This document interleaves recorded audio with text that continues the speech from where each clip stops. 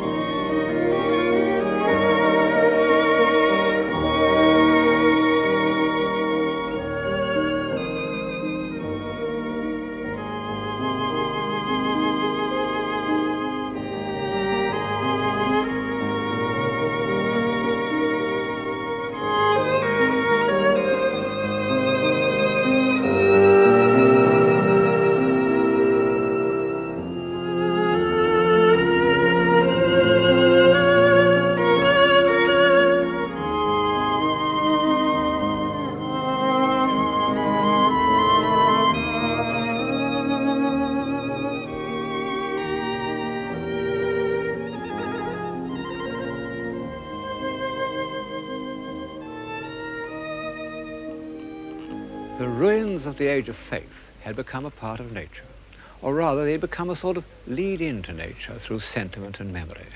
They helped to evoke that curious frame of mind which, in the early 18th century, was the usual prelude to the enjoyment of natural beauty, a gentle melancholy.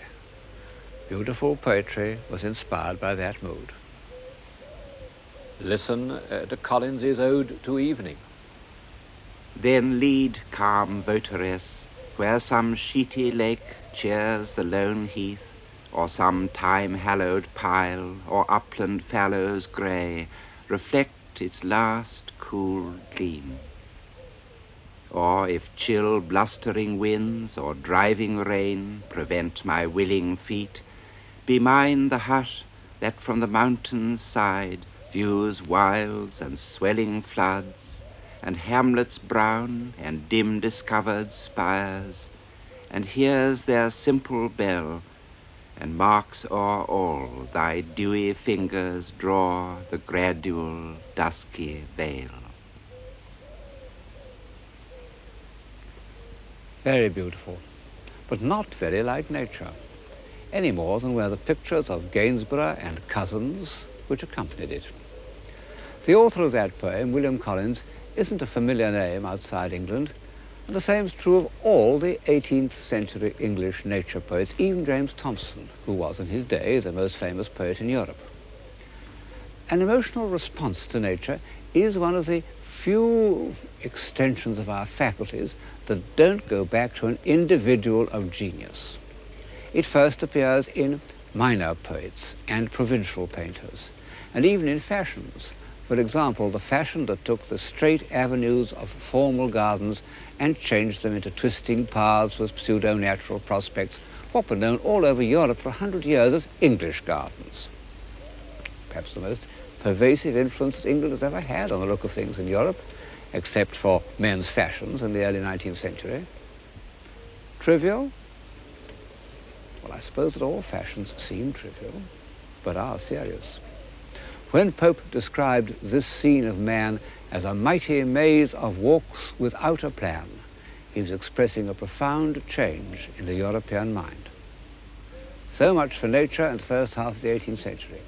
Then, in about the year 1760, this English prelude of melancholy minor poets and picturesque gardens touched the mind of a man of genius, Jean-Jacques Rousseau.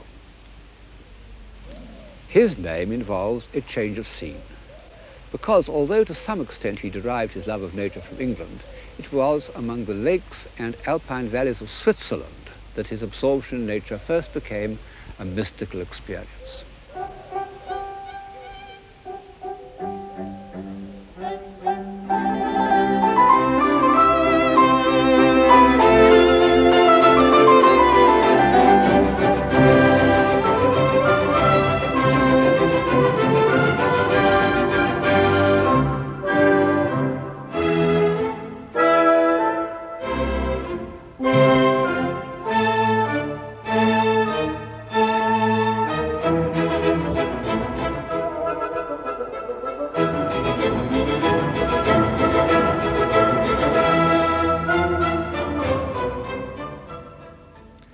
For over 2,000 years, mountains had been considered simply a nuisance, unproductive, obstacle to communication, the refuge of bandits and heretics. It's true that in about 1340, the poet Petrarch had climbed one and enjoyed the view at the top, and then been put to shame by a passage from St. Augustine.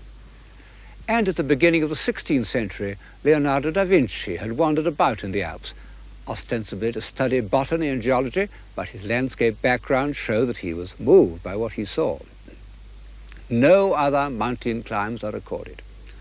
And to Erasmus, Montaigne, Descartes, Newton, practically any of the great civilizers I have mentioned in these programs, the thought of climbing a mountain for pleasure would have seemed ridiculous. Perhaps I should add that this is not altogether true of the painters. For example, Peter Bruegel, on his way from Antwerp to Rome in 1552, made drawings of the Alps, which show something more than a topographical interest, and were later used in his paintings. However, the fact remains that when an ordinary traveller of the 16th and 17th centuries crossed the Alps, it never occurred to him to admire the scenery, until the year 1739, when the poet Thomas Gray, visiting the Grand Chartreuse, wrote in a letter, "Not a precipice, not a torrent, not a cliff, but is pregnant with religion and poetry." Amazing. Might have been written by Ruskin. In fact, I don't think that the full force of Alpine poetry was expressed till the time of Byron and Turner. But in the middle of the 18th century, a good many people seem to have recognized the charm of the Swiss lakes and enjoyed them in a comfortable, dilettantish sort of way. There even arose a Swiss tourist industry that supplied travelers in search of the picturesque with mementos and produced one remarkable, almost forgotten artist, Caspar Wolff, who anticipated Turner by, 30 years. But like the 18th century English nature poets, this is a provincial overture, which might never have become a part of contemporary thought without the genius of Rousseau. Whatever his defects as a human being, and they were clearly apparent to all those who tried to befriend him, Rousseau was a genius, one of the most original minds of any age, and a writer of incomparable prose. His solitary and suspicious character had this advantage, that it made him an outsider. He didn't care what he said. As a result, he was persecuted. For half his life, he was hounded out of one country after another. In 1765, he seemed safely established in a small principality, Motier, but the local parsons stirred up the people against him, and they stoned him. They broke his windows. He took refuge on this island in the Lake of Bienne. And there he had an experience so intense that one could almost say it caused a revolution in human feeling. In listening to the flux and reflux of these waves, he tells us, he became completely at one with nature. He lost all consciousness of an independent self, all painful memories of the past or anxieties about the future, everything except the sense of being, I realized, he said, that our existence is nothing but a succession of moments perceived through the senses. I feel, therefore I am.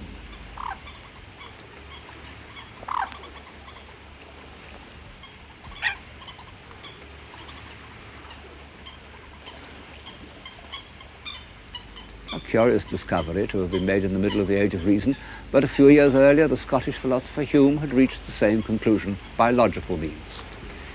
It was an intellectual time bomb which, after sizzling away for almost 200 years, has only just gone off. Whether to the advantage of civilization now seems rather doubtful. It had a certain effect in the 18th century and became part of the new cult of sensibility. But no one seems to have realized how far abandonment to sensation might take us, or what a questionable divinity nature might prove to be. No one except the Marquis de Sade, who saw through the new god or goddess from the start. Nature averse to crime, he said. I tell you that nature lives and breathes by it, hungers at all her pores for bloodshed, yearns with all her heart for the furtherance of cruelty. Well, the Marquis was what used to be called a rank outsider, and his unfavourable view of nature is hardly mentioned in the 18th century. On the contrary, Rousseau's belief in the beauty and innocence of nature was extended from plants and trees and so forth to man. He believed that natural man was virtuous. It was partly a survival of the old myth of the Golden Age, partly a feeling of shame at the corruption of European society. But Rousseau gave it a theoretical basis in a work entitled A Discourse on the Origin of Inequality Among Men. He sent a copy to Voltaire, who replied in a letter which is a famous example of Voltairean wit. No one, he said, has ever used so much intelligence to persuade us to be stupid. After reading your book, one feels one ought to walk on all fours. Unfortunately, during the last 60 years, I have lost the habit. It was a dialectical triumph, but no more, because belief in the superiority of natural man became one of the motive powers of the next half-century. And less than 20 years after Rousseau had propounded his theory, it seemed to have been confirmed by fact. The French explorer Bougainville discovered Tahiti, and 2 years later, Captain Cook stayed there for 4 months in order to observe the transit of Venus. Well, Bougainville was a student of Rousseau, and it isn't surprising that he should have found in the Tahitians all the qualities of the noble savage. But Captain Cook was a hard-headed Yorkshireman, and even he couldn't help comparing the happy and harmonious life that he had discovered in Tahiti with the squalor and brutality of Europe. And soon, the brightest wits of Paris and London were beginning to ask whether the word civilization was not more appropriate to the uncorrupted islanders of the South Seas than to the exceptionally corrupt society of 18th century Europe. You may remember that some such idea was put to Dr. Johnson by a gentleman who expatiated to him on the happiness of savage life. Do not allow yourself to be imposed on by such gross absurdity, said Dr. Johnson. It is sad stuff. If a bull could speak, he might as well exclaim, "Here am I with this cow and this grass. What being can enjoy greater felicity?" Well, without going as far as Dr. Johnson, who had momentarily forgotten the attribute of soul, the student of European civilization may observe that Polynesia produced no Dante, Michelangelo, Shakespeare, Newton, Goethe, what have you. And although we may all agree that the impact of European civilization on places like Tahiti was disastrous, we must also allow that the very fragility of those Arcadian societies, the speed and completeness with which they collapsed on the peaceful appearance of a few British sailors, followed by a handful of missionaries, shows that they were not civilizations in the sense of that word which I have been using.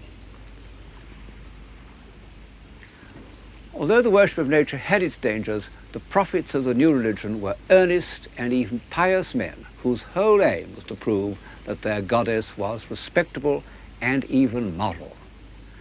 And they achieved this by the curious intellectual feat of approximating nature and truth. Far the greatest man to apply his mind to this feat was the poet Goethe. The word nature appears throughout his writings on almost every page of his theoretical and critical writings, and is claimed as the ultimate sanction for all his judgments. It's true that Goethe's nature is slightly different from Rousseau's nature. He meant by it not how things seem, but how things work if they are not interfered with. He saw all living things, and he was a distinguished botanist who made his own drawings of the plants he observed. He saw everything as striving for fuller development through an infinitely long process of adaptation. I might almost say that he believed in the gradual civilization of plants and animals. It was the point of view that was later to lead to Darwin and the theory of evolution. But this analytic and philosophic approach to nature had less immediate effect on people's minds than the purely inspirational approach of the English Romantic poets Coleridge and Wordsworth. Difficult to illustrate this rather Germanic state of mind by an English picture. The ones before you are by the great German landscape painter Caspar David Friedrich. Coleridge looked at nature in the high mystical manner. This is how he addressed the Swiss mountains in his Hymn Before Sunrise, the Vale of Chamonix. O dread and silent mount, I gazed upon thee till thou, still present to the bodily sense, didst vanish from my thought. Entranced in prayer, I worshipped the invisible alone.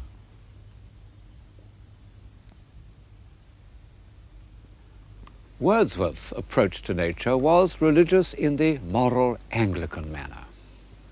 Accuse me not, he said, of arrogance, if having walked with nature and offered, as far as frailty would allow, my heart a daily sacrifice to truth, I now affirm of nature and of truth that their divinity revolts, offended at the ways of men. Well, that nature should be shocked by human behavior, it does seem to us rather nonsense. But one mustn't lightly accuse Wordsworth of arrogance or silliness. By the time he wrote those lines, he had lived through a great deal. As a young man, he went to France, lived with a spirited French girl, and had a daughter, and became involved with the French Revolution, an ardent Girondist. But for a chance, he might easily have had his head chopped off in the September massacres. He returned to England disgusted with the political aspect of the revolution, but not the less attached to its ideals. And he set out to describe in verse the truth about the hardships of poor people, as they had never been described before. He wrote poems without a glimmer of comfort or hope. He walked for miles alone on Salisbury Plain and in Wales, talking only to tramps and beggars and discharged prisoners. He was utterly crushed by man's inhumanity to man. And finally, he came to Tintern. The abbey is in the valley behind me there. Of course, he'd always been observant of natural beauty. His earliest poems show us that. But in August 1793, like Rousseau on the Isle of Saint-Pierre, he recognized that only total absorption in nature could heal and restore his spirit.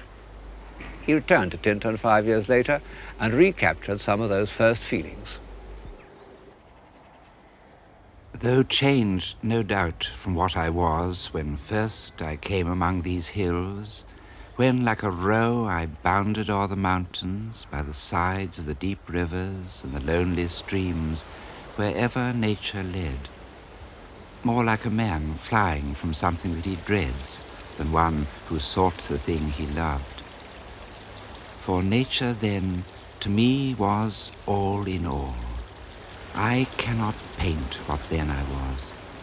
The sounding cataract haunted me like a passion. The tall rock, the mountain, and the deep and gloomy wood, their colors and their forms, were then to me an appetite, a feeling and a love that had no need of a remoter charm by thought supplied, or any interest unborrowed from the eye.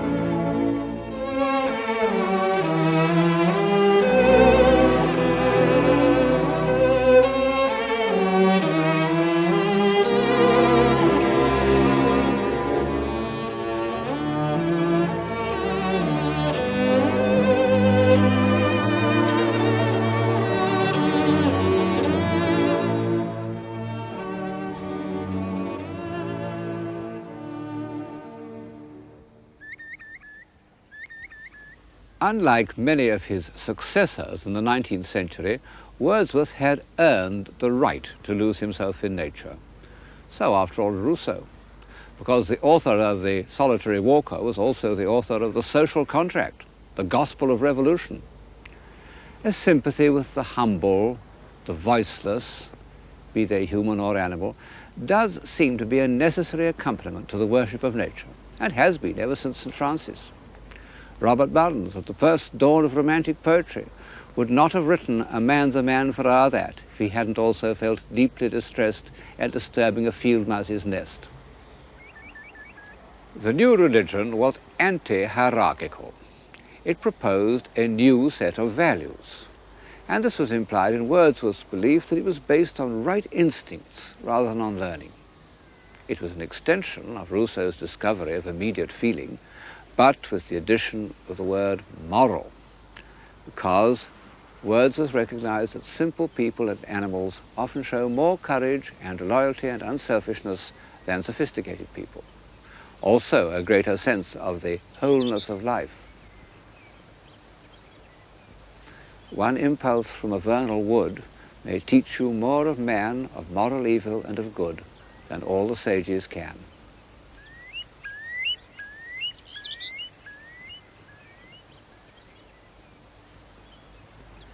What was it that made Wordsworth turn from man to nature? It was the reappearance in his life of his sister Dorothy. They first set up house together in Somerset, then, driven by a strong instinct, they returned to their native country and settled in this cottage at Grasmere. It was in this garden and in the tiny sitting room that Wordsworth wrote his most inspired poems. The journal which Dorothy kept in these years shows how often his poems originated in one of her vivid experiences, and Wordsworth knew it. She gave me eyes, she gave me ears, and humble cares and delicate fears. In the new religion of nature, this shy, unassuming woman was the saint and prophetess.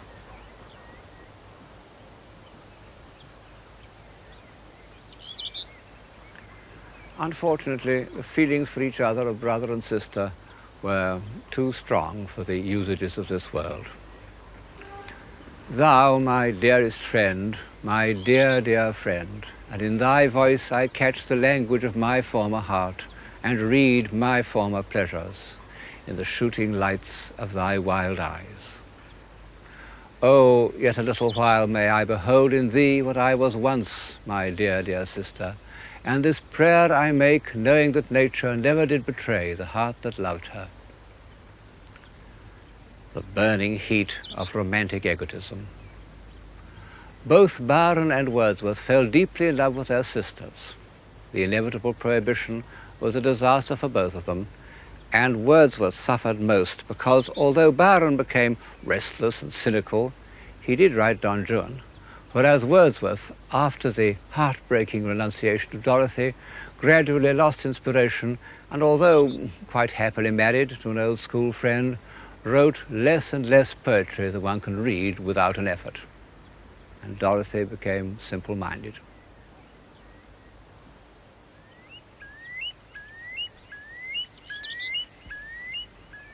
So far, I've illustrated Wordsworth's poems and ideas from the camera's view of nature. But at the same moment that English poetry took its revolutionary course, English painting also produced two men of genius, Turner and Constable. A few months before Wordsworth had settled in the Lake District, Turner had painted this picture of Buttermere. Turner, for all his love of the spectacular, was capable all his life of total surrender to a visual impression. What could be more Wordsworthian than the humble passivity with which he's immersed himself in this quite ordinary scene? However, Wordsworth's real kinship was not with Turner but with Constable.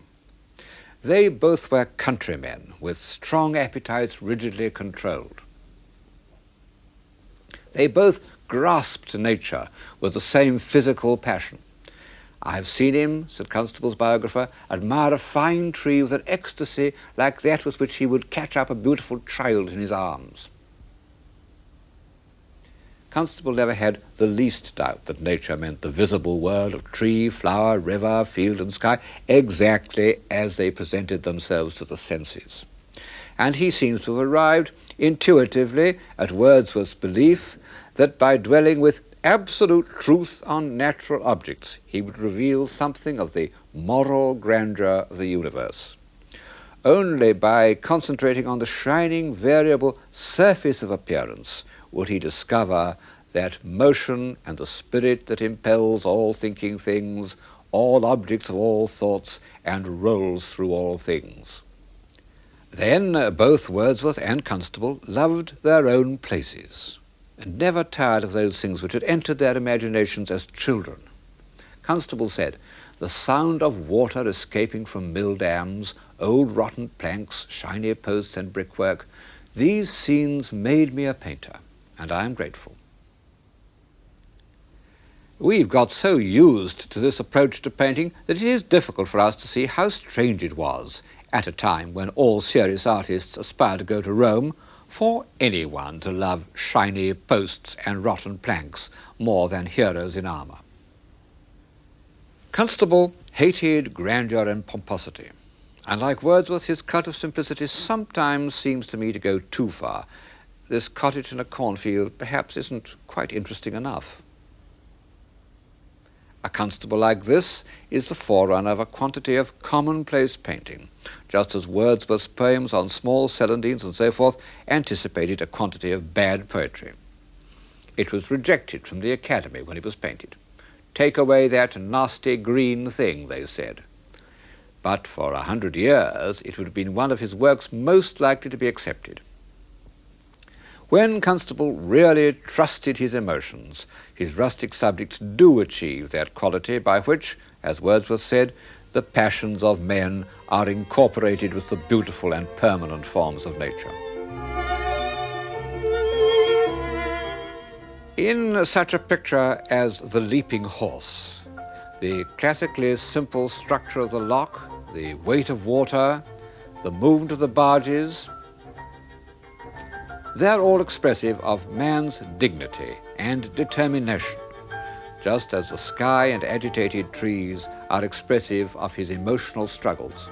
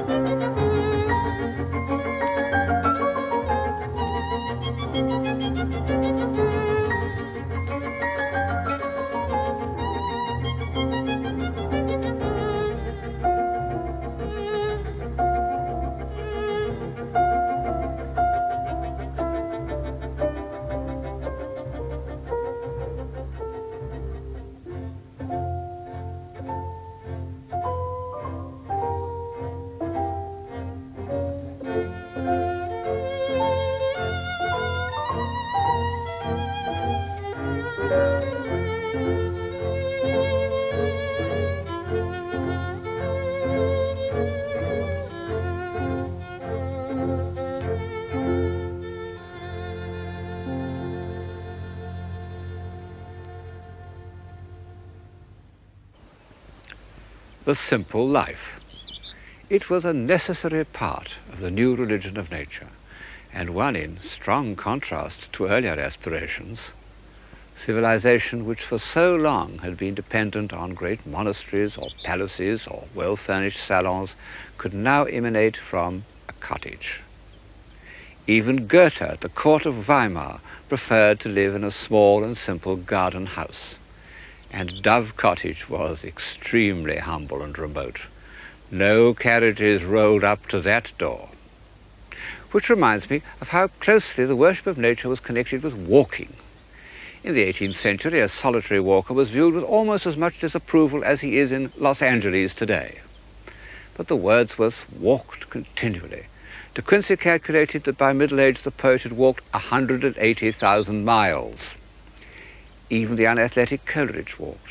They thought nothing of walking 16 miles after dinner to post a letter.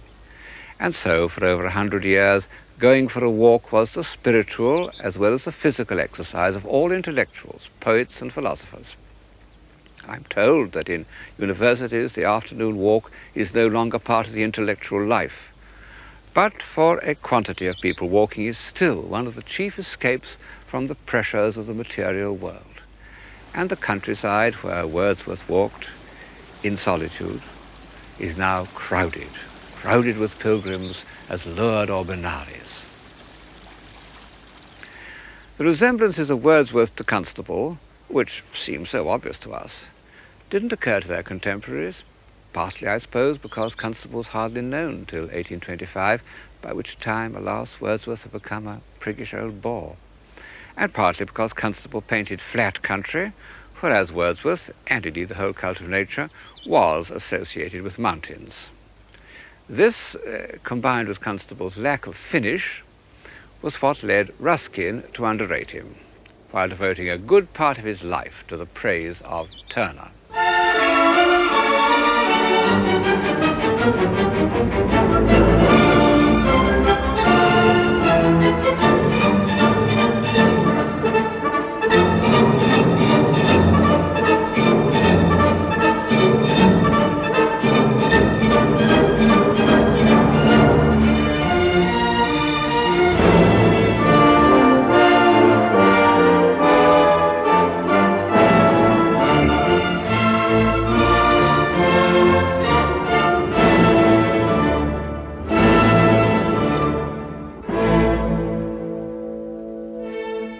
Turner was the supreme exponent of that response to nature felt by Gray in the Grande Chartreuse, what one might call the picturesque sublime.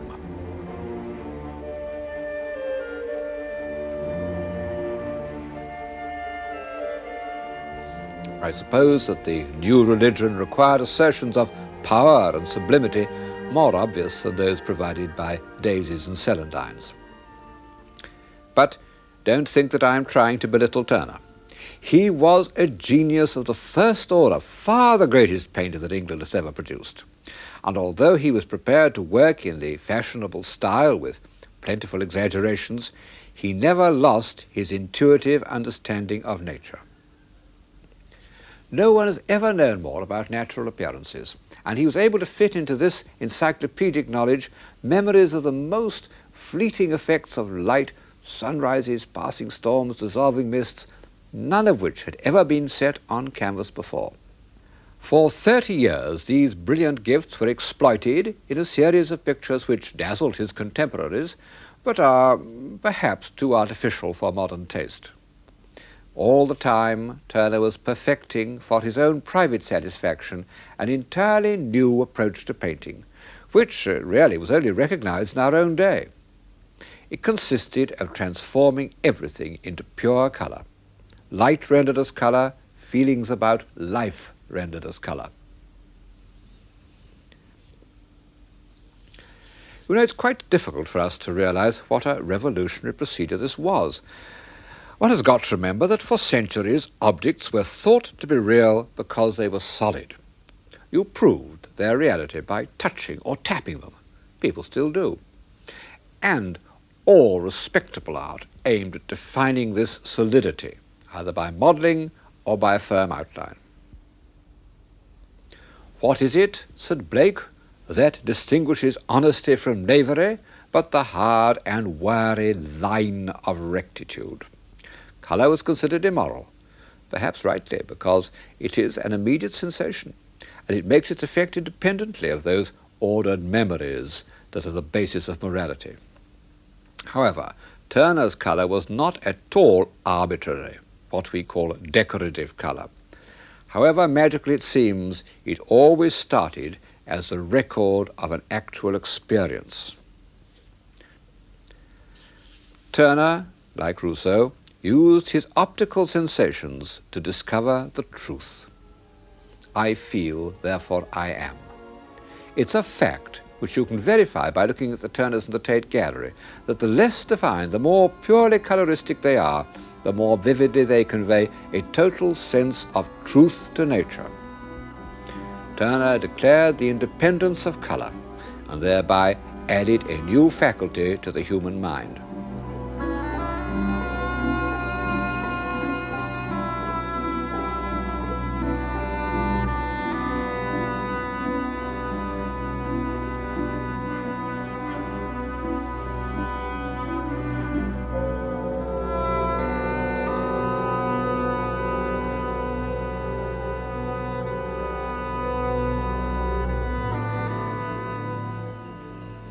I don't suppose that Turner was conscious of his relationship with Rousseau, but the other great prophet of nature, Goethe, meant a lot to him. Although he had had practically no education, he painfully read Goethe's works, in particular his theory of colour, and he sympathized with Goethe's feeling for nature as an organism, as something that works according to certain laws. This, of course, was one of the things about Turner that delighted Ruskin, so that his enormous defence of the artist, which he called by the wholly misleading title of Modern Painters, became an encyclopedia of natural observation. Just as the Middle Ages produced encyclopedias in which inaccurate observations were used to prove the truth of the Christian religion, so Ruskin accumulated very accurate observations of plants, rocks, clouds, mountains, in order to prove that nature worked according to law. Well, we can't believe in Ruskin's moral law, but when he says, "The power which causes the several portions of a plant to help each other, we call life. Intensity of life is also intensity of helpfulness. The ceasing of this help is what we call corruption." He does seem to me to have drawn from his observations a moral at least as convincing as most of those that can be drawn from Holy Writ. And it helps to explain why for 50 years after the publication of Modern Painters, Ruskin was considered one of the chief prophets of his time.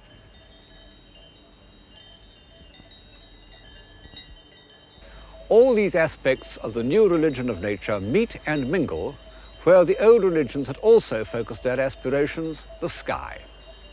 Only instead of the influential movements of the planets or the vision of the celestial city, the nature worshippers concentrated on the clouds. But clouds are very difficult to deal with intellectually. They're proverbially lawless. Even Ruskin gave up the attempt in despair. So for the time being, this sky appealed less to the analytically minded than to those worshippers of nature who abandoned themselves to Rousseau's sensuous reverie. The whole mind, said an early writer on Romanticism, may become at length something like a hemisphere of cloud scenery, filled with an ever-moving train of changing, melting forms. Wordsworth put it even better in a famous passage in the first book of the Excursion. Far and wide the clouds were touched, and in their silent faces could he read unutterable love. Sound needed none, nor any voice of joy. His spirit drank the spectacle. Sensation, soul, and form all melted into him. They swallowed up his animal being. In them did he live, and by them did he live. They were his life. Constable said that in landscape painting, clouds are the chief organ of sentiment. He did hundreds of cloud studies, noting on the back the month, the time of the day, the direction of the wind. Ruskin said, "I bottled clouds as carefully as my father, who was a wine merchant, had bottled sherries." And for Turner, they had a symbolic meaning. He identified skies of peace and skies of discord. Clouds the color of blood become symbols of destruction. His chief aim in life was to see the sun rise above water. He owned a number of houses from which he could see this happening, and he was particularly fascinated by the line where the sky and the sea join each other, that mingling of the elements which seems, by its harmony of tone, to lead to a general reconciliation of opposites.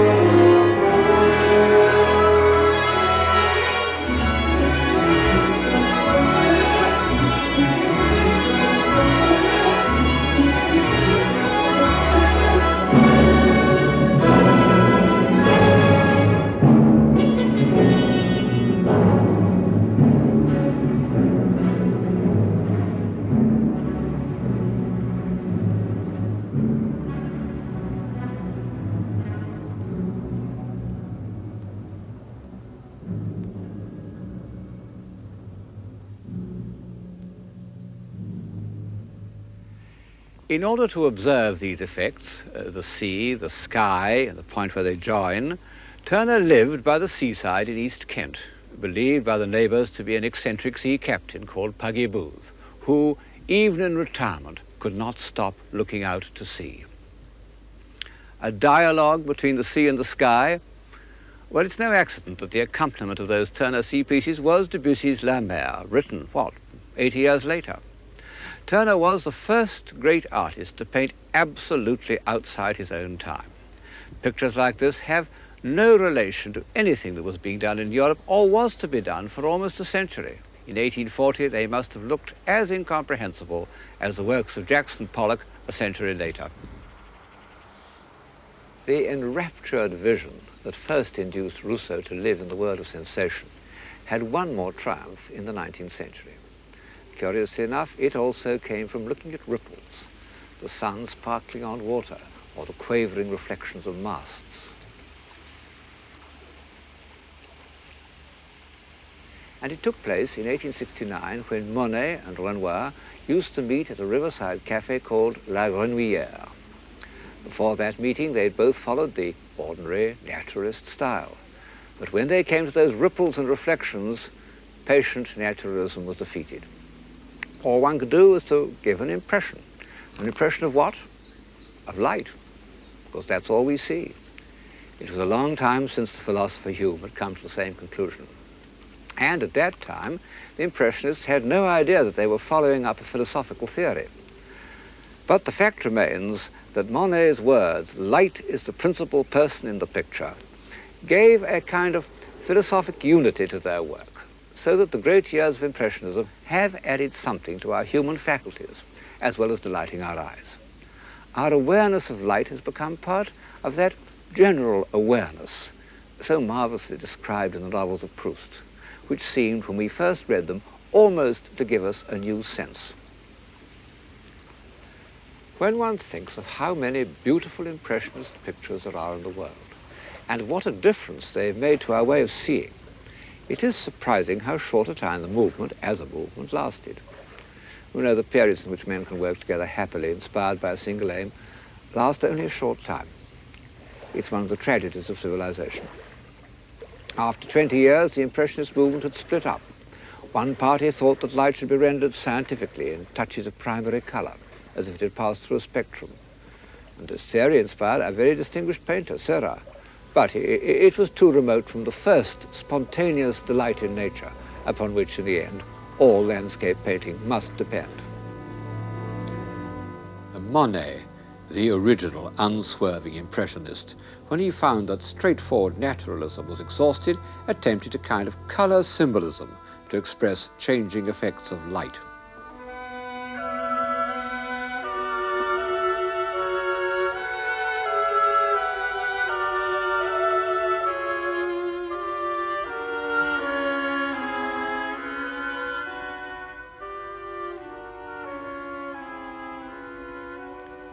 Finally, he turned to the water-lily garden which he had made in his grounds. The enraptured contemplation of the clouds reflected in its surface was the subject of his last great masterpiece. He conceived it in one continuous form, like a symphonic poem.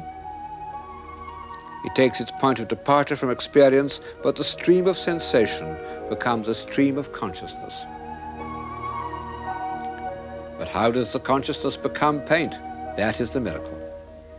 By a knowledge of each effect so complete that it becomes instinctive, and every movement of the brush is not only a record, but a self-revealing gesture.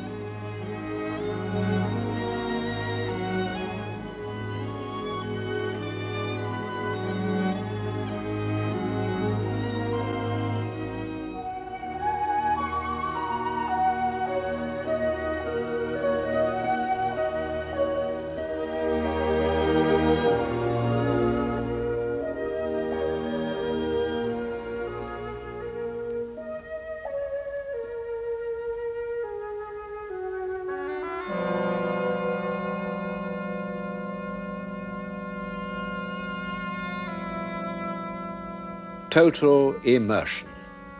This is the ultimate reason why the love of nature has been for so long accepted as a religion.